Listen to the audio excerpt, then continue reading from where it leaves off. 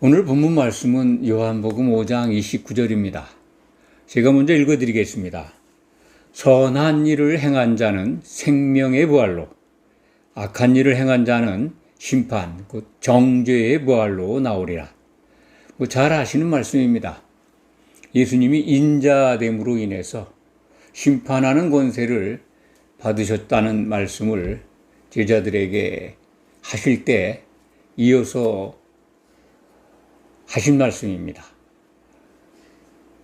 선한 일을 행한 자는 생명의 부활로, 악한 일을 행한 자는 정죄의 부활로 나오리라. 이 말씀은 이제 선한 일을 행한 자는 생명의 부활, 곧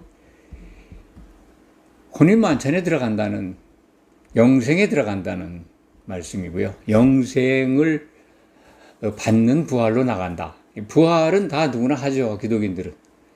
휴거돼서, 부활하고 휴거돼서 심판대 앞에서 이 생명의 부활이라고 하는 곧 영생, 예수님 나라에 들어가는 부활에 이르는 그것을 이 선한 일을 행한 자들은 들어가고, 그렇지 않은 악한 일을 행한 자들은 정죄받는다. 그래서 정죄라고 하는 것은 결론적으로 말씀드리면 불 섞인 유리바다, 깊은 지옥의 불바다에 던져진다. 그런 말씀입니다. 매우 참 엄격한 말씀이죠. 심판대 앞에서 예외가 없습니다. 딱 이 두 가지로 갈라집니다. 다른 성경에서는 염소, 양 이렇게 구별이 되어 있습니다. 그런데 오늘 우리가 살펴보고자 하는 말씀은 이 하나님의 선한 일, 이 부분에 대해서 너무나 오해가 많기 때문에 오늘 이 시간을 마련했습니다. 예수님이 누가복음 18장 17절 18절 말씀을 보면 이렇게 말씀하셨습니다.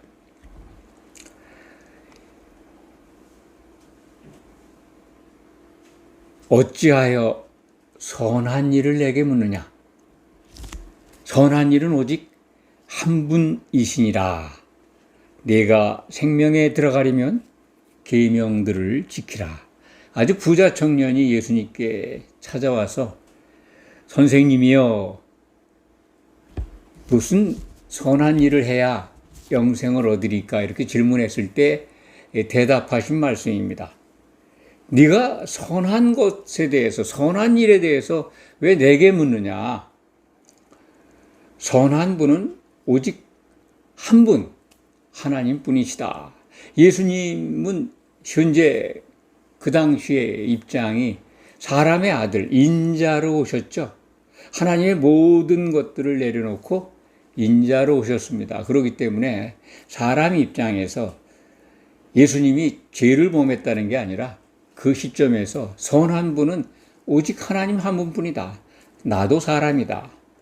선한 걸 왜 나한테 묻느냐? 이렇게 답변하신 거죠.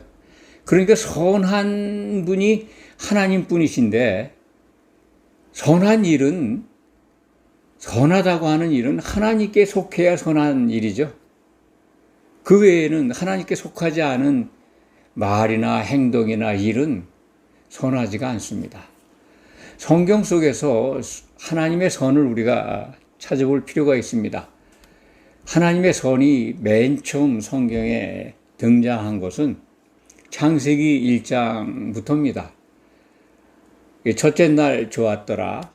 또 이 맨 마지막 날, 여섯째 날, 모든 걸 다 이루시는 날이죠.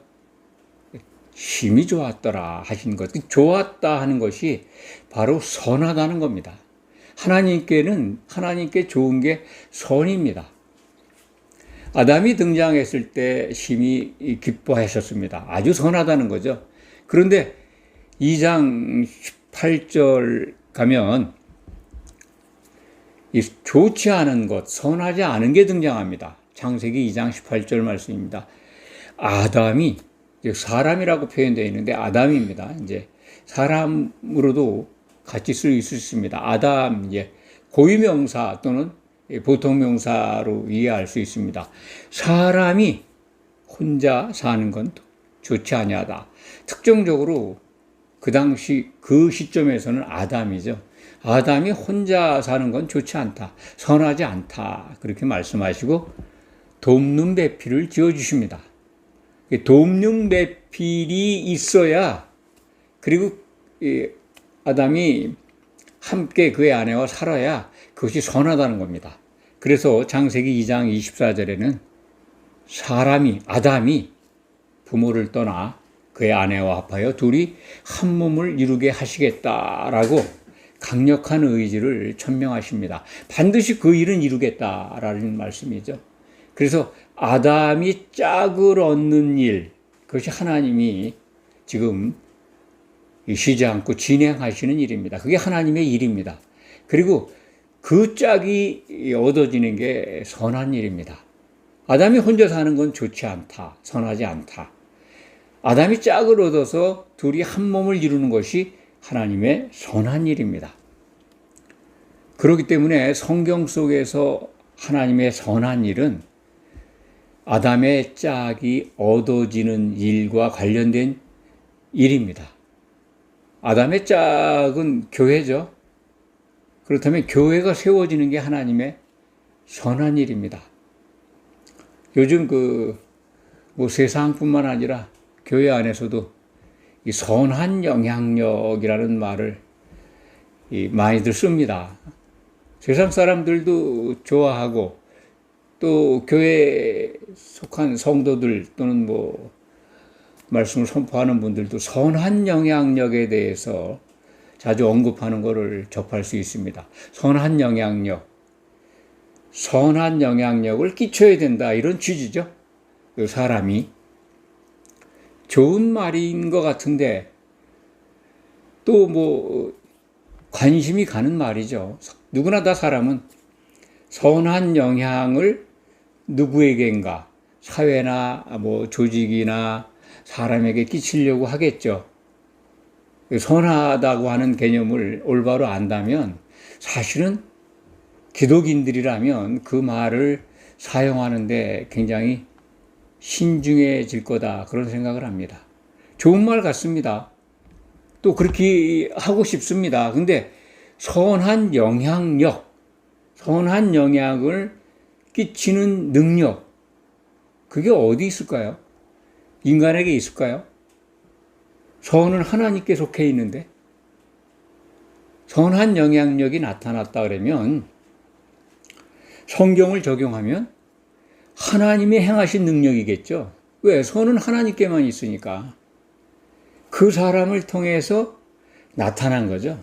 선한 영향력 이꼬로 하나님의 영광이 드러난 겁니다. 사람에게서 나왔다 그러면. 그렇다면 기독인들은 내가 선한 영향력을 끼치겠다라고 생각을 갖고 뭔가를 해보려고 한다면 하나님의 영광이 드러나기를 원해야 그게 맞는 절차입니다. 자기가 먼저 내가 선한 영향력을 끼쳐야지, 선이 뭔데? 선도 잘 모르면서, 그렇다면 곤란한 거죠. 세상 사람들이야 선한 영향력을 끼치기 위해서 꽤들 애쓰죠. 조직이나 어떤 권력에 있는 분들은 더군다나 그것을 자기 취향대로, 자기 의지대로 끌고 가는 걸 선하다고 볼 수도 있습니다. 그래서 그걸 자기 컨셉에 맞게끔, 자기가 원하는 것에 맞게끔 사람들을 이끌고 이렇게 지휘하려고 하겠죠. 그래서 영향력이 미치면 선한 영향력이 그들에게 적용이 돼서 원하는 대로 이렇게 모든 일들이 이루어지고 조직이 또 그렇게 같은 방향으로 가게 하고, 그런 것들은 스스로 나는 이 조직에, 이 사회에, 이 단체에 선한 영향력을 행사하고 있다라고 자평할 수도 있습니다. 교회 밖 사람들은 그럴 수 있어요. 그렇지만 교회 안에 있는 성도들에게 누군가가 여러분들은 나가서 선한 영향력을 끼치도록 하십시오. 그러면 선한 영향력, 선은 하나님께만 있는 건데 내게 하나님께 하나님께서부터 나오는 능력이 나타나려면 하나님의 영광이 드러나는 거죠. 그럼 하나님의 영광이 드러나도록 먼저 우리가 하나님과 코드가 맞거나 교류가 되거나 하나님의 능력을 행사할 수 있는 성령의 도우심이 있어야 되겠죠. 물론 그런 것들이 나타날 수 있습니다. 선한 영향력을 끼치고자 하는 의도는 나쁜 건 아닙니다. 하지만 가장 중요한 건 하나님의 선이 어떤 것이냐 하는 것을 밝히 알아야 합니다. 성경은 모두의 말씀 드린 것과 마찬가지로 하나님의 선은 아담의 짝이 얻어지는 것이 하나님의 선이라고 우리에게 일러줍니다. 예수님도 그래서 그렇게 참 그 영생을 얻고자 하는 방법을 예수님께 질문한 사람에게 그렇게 답변하신 겁니다. 선한 분은 하나님 한 분이시다.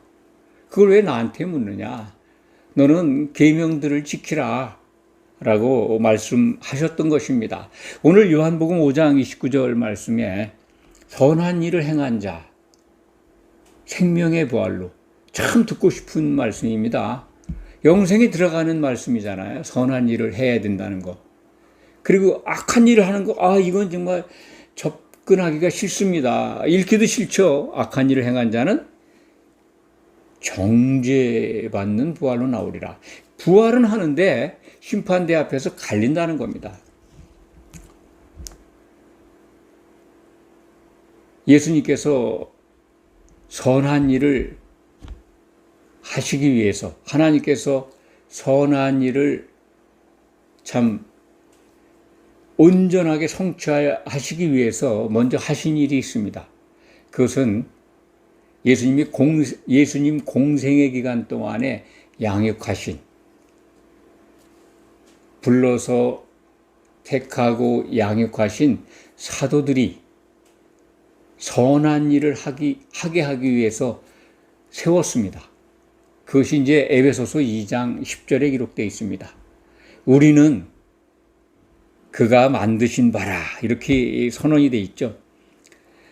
우리, 그러면 이제 우리가 사도나 성도 같이 생각하는데요.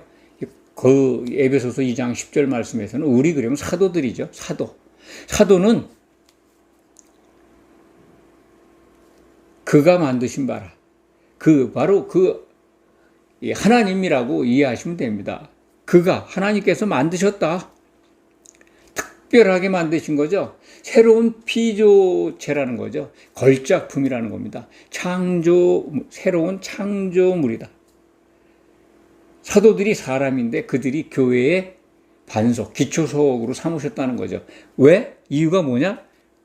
에베소서 2장 10절에 예수님 안에서 선한 일을 위해서 우리를 창조하셨다. 그런 말씀이 에베소서 2장 10절에 있습니다. 사도들의 터 위에